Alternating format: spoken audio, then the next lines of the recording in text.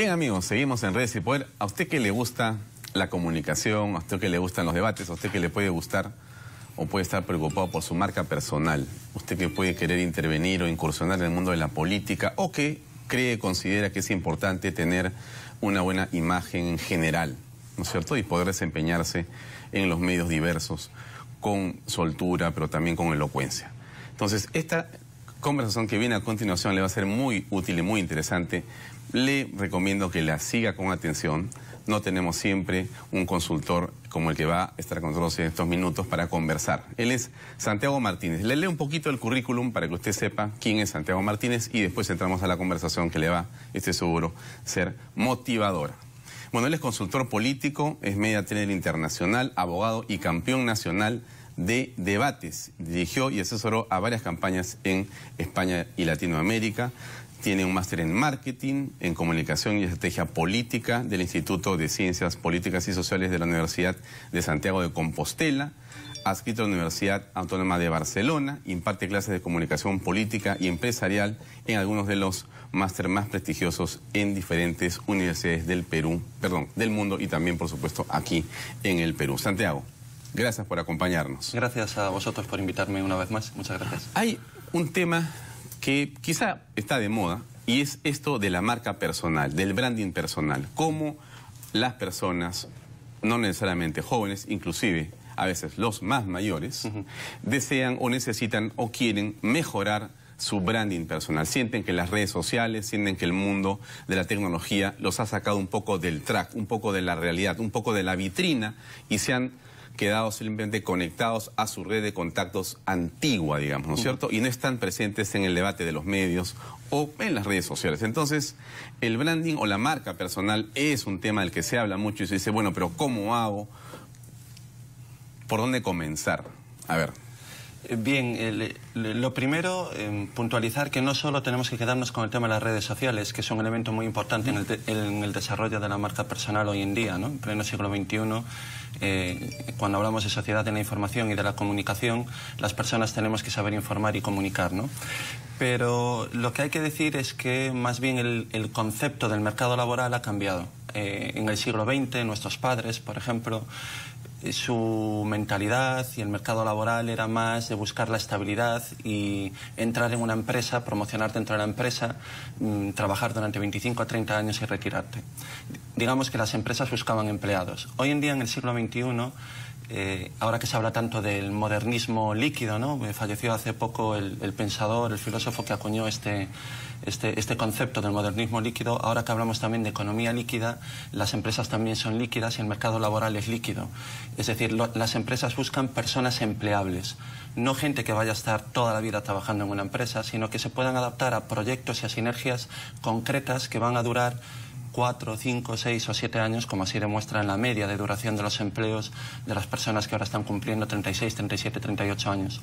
En ese mercado, en esa vorágine, una persona tiene que saber adaptarse, poder reciclarse, y por eso se habla tanto del tema de la marca personal, ¿no? De que tengamos el concepto de que las mismas nociones o conceptos o técnicas que se aplican en el marketing empresarial se pueden aplicar a las personas, para que las personas destaquen en sus empresas o en el mercado en el que están compitiendo. ¿Por qué este concepto de marca personal?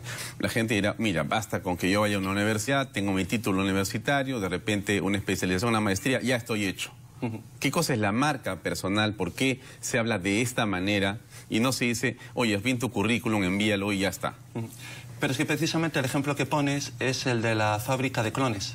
Las universidades fabrican clones, por así decirlo.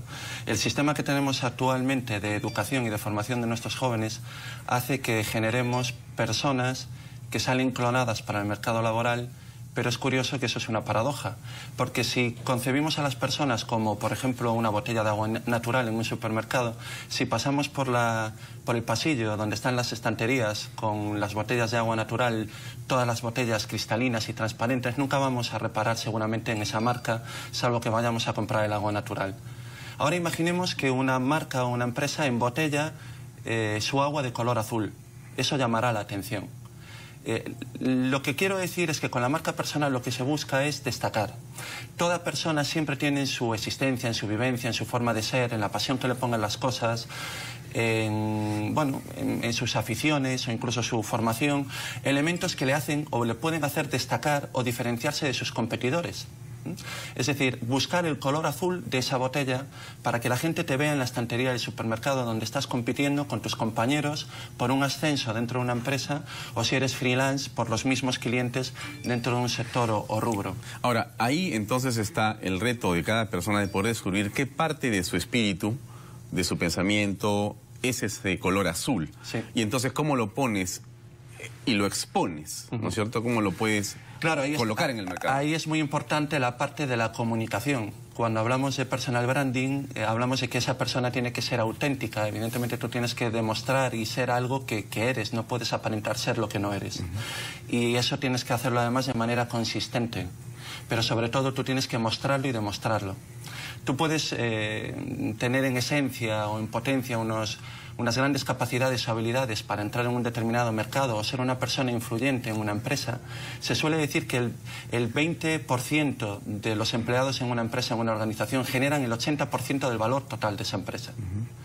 Tú puedes tener esa capacidad para ser ese 20% que puede mover o condicionar una empresa en positivo. Ahora, pero si no lo muestras, si no le haces ver a la gente que pasa por el supermercado que eres relevante, que eres diferente, es como si no lo fueras, ¿no? Y le ocurre a políticos, a empresarios, a comunicadores, a abogados, a profesores, escuela, absolutamente a todo el mundo. Bueno, has hecho referencia a este esquema de Pareto, ¿no es cierto? El famoso 80-20 o 70-30, que lo que hace es que ese 20% te genera el 80% de valor. Y eso siempre ocurre en muchas cosas de las que hacemos. El tema es descubrir cuál es ese 20% y en todo caso cómo tú te puedes ubicar ahí, ¿no es cierto? Pero cuáles deberían ser, digamos, la atención. ¿Cómo puedes tú saber por dónde deberías llevar tu carrera y cómo podrías construir tu marca personal? Ya me has dicho, hay que encontrar en el espíritu y en el alma el color azul, como un ejemplo. Hay que encontrar cuál es el 20%. Tenemos ahí dos caminos interesantes. Pero muy bien, pero insisto, no hablemos de el joven solamente, hablemos del mayor también. Bien. Ok, tenemos dos capacidades distintas ahí. Yo le pido a los televidentes que hagan 3 listas. ¿3 listas? En una lista pongan todas las cosas que saben hacer. Como si saben hacer el payaso, malabares, pescar, salir de caza, andar en bicicleta, absolutamente todo. Luego en una segunda lista deberían poner lo que quieren hacer. ¿Qué cosas les gustarían? Muchas veces la gente va al trabajo, está en una empresa o está en un negocio, pero hay un pensamiento latente ahí de ¿y si hiciera esto? O a mí me gustaría dedicarme a esto. Bien, yo quiero hacer eso, ¿no? Hago la lista de las cosas con las que yo sueño o quiero hacer. Y en una tercera lista pongo las cosas que el mercado me podría pagar, que el mercado me puede decir que existe una demanda para eso que sé hacer y quiero hacer. Digamos que son 3 listas o 3 círculos. Aquello que está en la intersección, que está en las 3 listas, ese es el elemento en el cual tú tienes que desarrollar tu marca profesional, porque eres auténtico y puedes ser relevante ahí. Estás reduciendo el nicho en el que otras personas pueden competir. Mi caso personal, por ejemplo, yo era un abogado que estudiaba Derecho y durante un momento ejercí como abogado, pero mi pasión era el debate, la oratoria. Yo competía, era un friki, como decimos en España, de los torneos de debate y de oratoria. En su momento, cuando decidí dedicarme al tema de la oratoria, gracias a que esa pasión, el debate, me hizo ver que podía dedicarme y ganar dinero con eso, realmente dije, bueno, toda la formación jurídica, todos los años que estudié de Derecho no valen ahora para nada. Pero resulta que en la intersección estaba que el mercado me podía pagar dar cursos de oratoria para abogados. Y ahora doy oratoria para abogados en media docena de países. Estaba en la intersección. Cuando yo estaba haciendo debate, no sabía que eso en un futuro me podría dar de comer. Pero en perspectiva, cuando ves la intersección, ahí es donde te tienes que decidir para labrar tu marca personal. ¿Por qué es importante pensar en las marcas personales? ¿Y por qué no, como hacen otras personas, solamente acumulan títulos, acumulan formación y entonces hacen de eso, digamos, un argumento de su empleabilidad? Pero es que esa mentalidad está cambiando. Recientemente vi en YouTube una entrevista de la primera fortuna en China, una persona hecha a sí misma, que bueno, nació en una familia pobre y hoy en día es el dueño del portal más importante del mundo. Exactamente, y que pronto competirá incluso con Google y con Facebook, si no, tiempo al tiempo. Esta persona decía, cuando yo veo currículos de personas que quieren trabajar en mi gabinete o conmigo y veo la cantidad de formación y títulos que tienen, solo me dicen una cosa: la cantidad de dinero que han tirado en formación. Lo primero que yo voy a detectar es si tienen pasión en lo que hacen, si le brillan los ojos en lo que hace. Ese es el elemento diferencial que busco. Los títulos están muy bien, pero insisto, si no te apasionas, si no generas un valor añadido en tu organización o en tu mercado con algo que te diferencie, eres un título más, eres una marca blanca más, un genérico más en la estantería del supermercado. Hablemos un poco de los nuevos medios. Las redes sociales plantean de todas maneras un escenario que para muchos puede ser sencillo, simple, y para otros puede ser aterrador. Quizá para quienes ya se consolidaron profesionalmente o familiarmente o económicamente, personas que están arriba de los 50 o 60 años, podrían decir que, no sé si la verdad es no entiendo, pero no sé más bien cómo poder también ingresar a ese mundo, y mi marca personal más bien parece que se va perdiendo y pierde esa brillantez que tuvo en un momento determinado. ¿Cómo puedes hacer para que uno de estos seniors, que son personas con una experiencia enorme, con una buena reputación, pero que a veces da la impresión que están fuera de una realidad que más bien es descollante? Ante todo, en cierto modo, tienes que adaptarte. Y eso está un poco también en el espíritu y en los genes de cada persona. Hay directivos o personas mayores de 50, 55 años que de repente entran en las redes, en Internet, y las dominan de manera maravillosa. En Europa, por ejemplo, hay un campo profesional concreto que son los geógrafos, que se quedaron desubicados durante años, desempleados, personas mayores que realmente la geografía no tenía mucha salida laboral.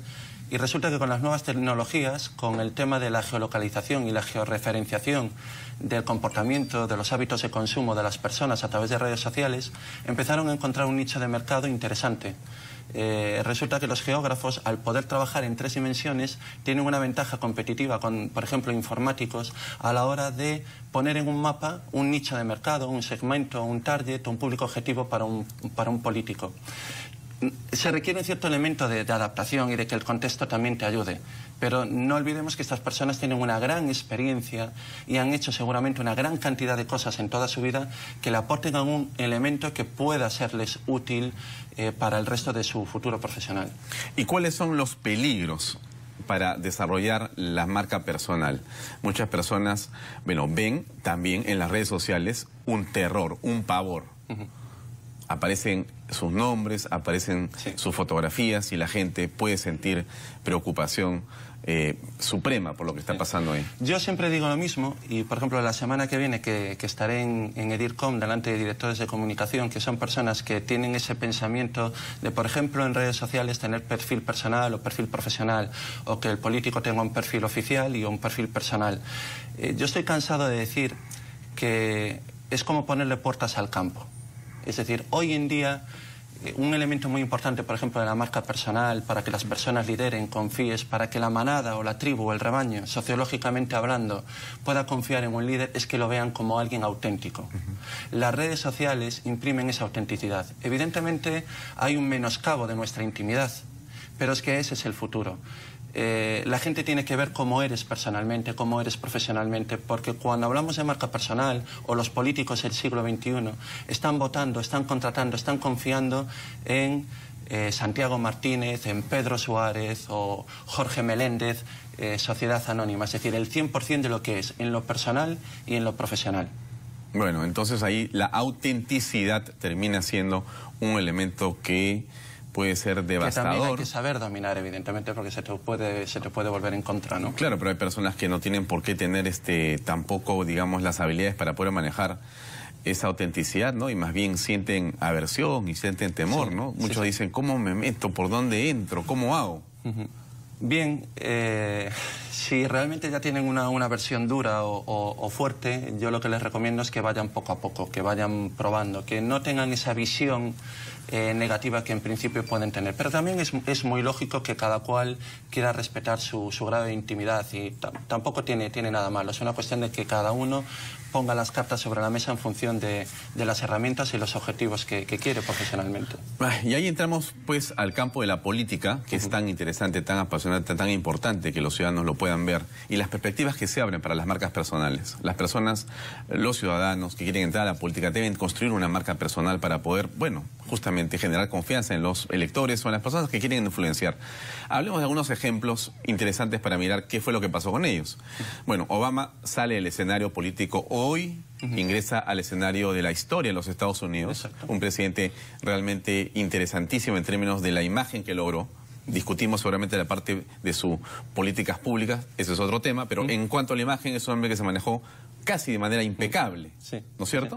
Sí. De hecho, es paradójico que es el presidente que abandona el cargo con la mayor valoración, apoyo popular de la historia, y quien le sucede es el presidente que, bueno, recién hoy ha jurado el cargo y entra con la peor valoración de la historia, cuando normalmente una persona al iniciar el cargo hay una cierta ilusión o esperanza de que vaya bien y suele tener, bueno, cifras positivas, ¿no? Entonces se da una paradoja bien curiosa en los Estados Unidos. Ahora, en el caso de Obama, es un presidente o un personaje político que tiene características casi hollywoodenses, que sin parangón en la historia de los Estados Unidos y creo que en la historia de cualquier presidencia de algún país en el mundo. Los que han seguido de cerca el caso de Obama, yo me he permitido seguirlo con bastante rigurosidad en cuanto a la presentación de su imagen.